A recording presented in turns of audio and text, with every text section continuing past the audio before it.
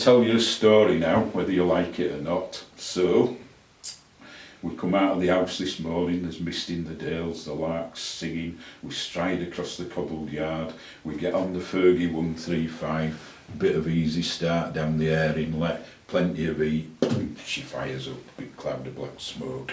We set off across the cobbled yard, rattle her tappets, and we're off up the cow lane. Ooh, there, look. So we get to the top of the cow lane, there's a big wooden gate. Immediately behind the wooden gate, there's 150 cows we're going to milk this morning. They're all crowded up, ready to come out the gate to be milked. Immediately behind the gate, we see there's 2 cows who've got steam coming off them, the pin bones are rubbed red raw, there's great slavers of muck down the rib cages where the other cow's front feet are going. So what do we know about those 2 cows?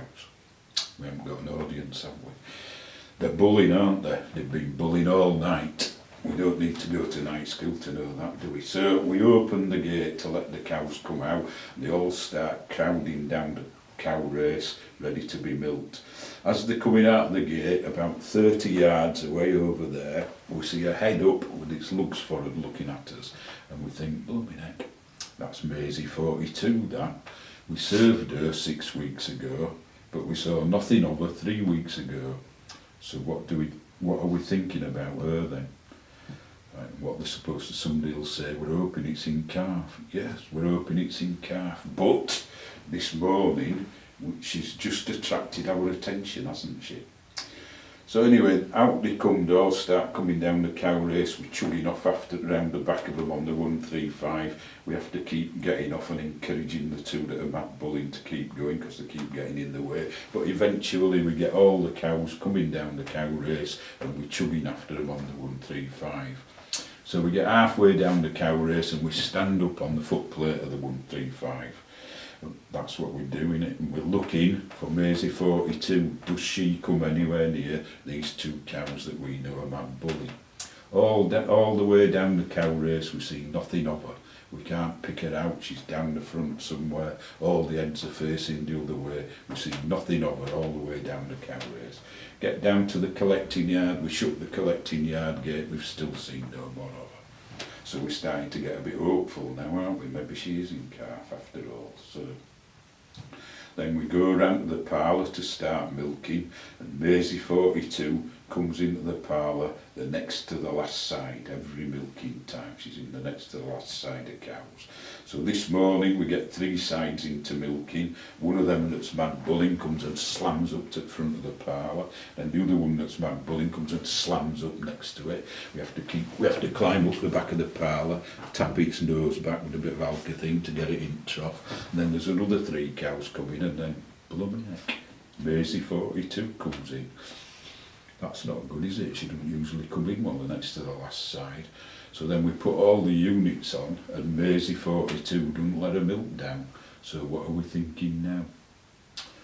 Yes, you're right, we might be thinking she's bullying, mightn't we? However, we might be clutching at straws. We might be thinking to ourselves, well, we knew we thought she were in calf, and we've not seen her get ridden yet. So we probably sort of 80% there, but we haven't decided yet that she's on heat. Right, so far we have been observing one aspect of the cows. What have we been watching? Yes, you're quite right. We have been watching the cow's behaviour. The primary symptoms of oestrus are behavioural. So that's not just riding and getting ridden. It can be standing at a gate bawling, it can be walking about looking a bit lit up, head up, looks forward. It can be coming in early to milk, it can be coming in late to milk, it can be not letting its milk down. All these things are potential primary symptoms of oestrus. All these things are potential primary symptoms of oestrus, which are behavioural. So that's not, like I say, that's not only riding to get ridden. I would suggest it can even be standing in the wrong place at the wrong time. So when I used to look around 2,700 every day, believe it or not, I'd be in more or less the same place at the same time every day, and there would be more or less the same cows in the same place at the same time every day. And if you saw a cow stood where it isn't usually, that should be enough to set you thinking. There's been some cutting edge research done which says a cow lives within a 10 cubicle radius. So you ought to be able to identify with that, you know, when you're looking round your cows at night. If there were choice of buildings to go in, they'll certainly always be in the same building, and I think you'll find that every cow will be in the same quarter of the same building. If a division comes out between two cubicles, or somebody knocks a panel out the end of the building with a scraper tractor, the cows don't all take it in turns to lie the wrong way around looking out, do they? It'll be the same cow, won't it, that lies the wrong way around looking out. Now if you're as old as me and you've ever worked in a shippen, does everybody know what a shippen is? Well, it's a cow shed, tying stalls, byre. That's what a shippen is. Well, when I was 18, I worked in a shippen for 125 cows, and it belonged to the president of the Ayrshire Society.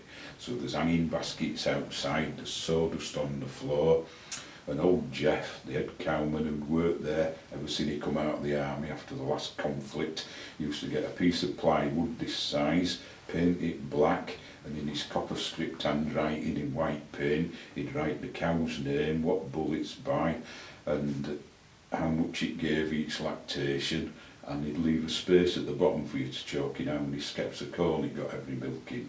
And there's one of these boards above each of the standings, 125 standings in the shippen, and every morning you let the cows out to grass. When they come in the afternoon to be milked, they'd stand in their own stall underneath their own board, and every night you let them out to grass. They'd come in the morning to be milked, they'd stand in their own stall underneath their own board. The next thing you did after they'd all come in is walk up the feed passage and slam the yokes shut to hold them still whilst you were going to milk them. If you were slamming the yokes shut and you got to an empty stall with no cow in it, and you went round the back looking for the cow stood in another stall with another cow, what would you think? Yeah, well, you're quite right. The first thing you should think about is it bullying? It's the most likely reason why it's stood in the wrong place at the wrong time. And that's all that cow's done, isn't it? So all this adds up to that I believe that there is no such thing as a silent E.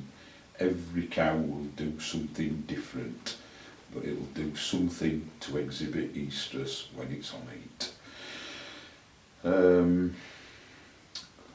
Forgot what I'm going to say. When I were in 1977, when I was sent to learn AI, my boss wouldn't send me to learn AI until I knew all the cows' names. So there's 250 cows. He stood in the parlour pit with the NMR sheets. I could look at the cows' brands and I had to tell him what each one were called. He said there's no point learning how to AI if you don't know which one to do it to. I think all that is worthy of consideration in these days of pedometers and computer printouts and everything else. We don't want to lose sight of what it is we're trying to do. Right, so far this morning we have observed the primary symptoms of estrus, which are behavioural, and we've reached a diagnosis with two cows. The two at the back of the gate are mad bulling, aren't they? Maisie 42, we maybe ought to know it's bullying, but we haven't quite convinced ourselves that it is yet. However, we put all three of them in the AI stalls, and when the AI man comes, but he's not going to do from now on, is he? It's going to be you, isn't it?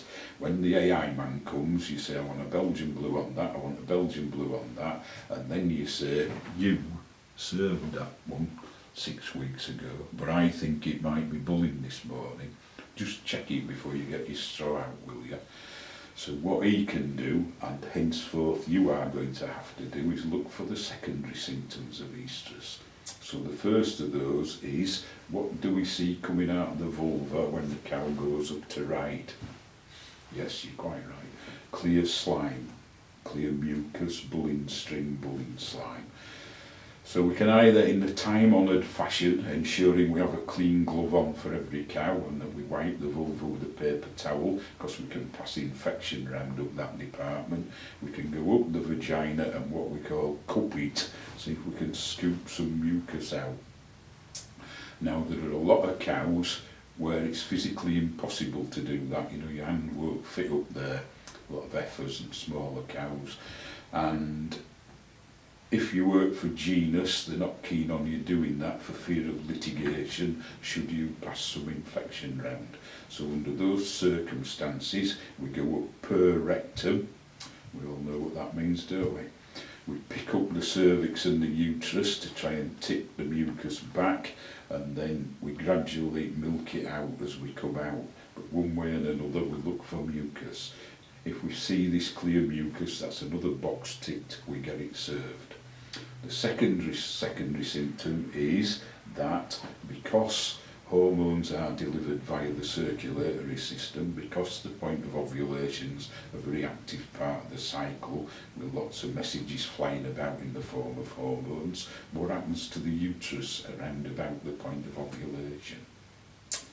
Yes, you're right, that's right. What happens is it gets an increased blood supply, becomes engorged with blood. Whilst it's in that condition, the outline becomes more distinct to feel, the structure becomes slightly more solid. That condition on a farmyard is referred to as tone, T-O-N-E. So that's your secondary symptom. So there's tone and mucus. Now there's a word of warning about tone in that if you play with the uterus it'll tend to get tone. So you've got to make your mind up pretty quickly. You've got to stick your hand in, feel the uterus, has it got tone. There's no point lifting it up and moving it about because it will tend to get tone because you're doing that. Now the reality of the situation is that 99.9% of cows you stick your hand in are going to be bulling, aren't they? Because that's why you're doing it. Therefore they will have tone. So the real life situation is that you notice when it hasn't got it, rather than you need to go looking for it, you should notice when there is no tone. So those are your secondary symptoms, and if the cow's got either of them, that's it, you get it served. Right, that's it.